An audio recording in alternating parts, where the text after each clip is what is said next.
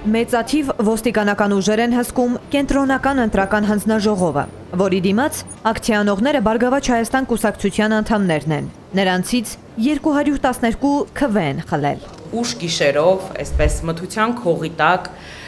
գաղտագողի ծածուկ պայմաններում եւ հատելով օրինականության բոլոր սահմանները, կենտրոնական ընտրական հանձնաժողովը որոշում է կայացրել երկու ընտրատեղամասերում ընտրությունների արդյունքները անվավեր ճանաչելու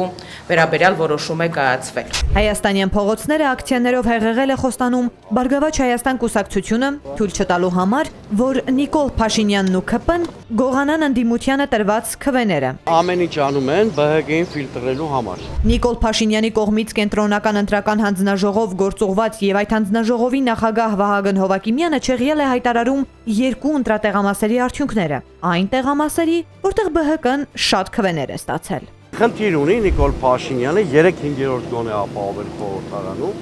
որպեսզի սահմանադրական օրենքներ կարողանան միայն իրենց ֆրակցիայով ընդունեն, որպեսզի սահմանադրական պաշտոններում միայն իրենց ֆրակցիայով նշանակումներ անեն։ Չի համակերպվում Փաշինյանը սահմանադրական մեծամասնություն չունենալու հետ։ ԲՀԿ-ին խորհրդարան չթողնելով կկարողանա Հայաստանում սահմանադրական օրենքներն անցկացնել առանց ընդդիմության։ Այն ընդդիմության, որը փորձում է կանխել Ալիևի պահանջով Հայաստանի սահմանադրության փոփոխությունը։ Մենք սկսում ենք անհապաղ կոնսուլտացիաներ ընդդիմադիր բոլոր ուժերի հետ, նպատակ դնելով ոչ թե պաշտպանել Բարգավաճ Հայաստան կուսակցությունը, այլ պաշտպանել ընտրելու իրավունքը։ Խոստանում են ԲՀԿ-ականները, օրինական բոլոր ճանապարհներով պաշտպանելու են իրենց տրված քվեն, որ Հայաստանում Ալիևը թելադրող չդառնա։ Մի մարդ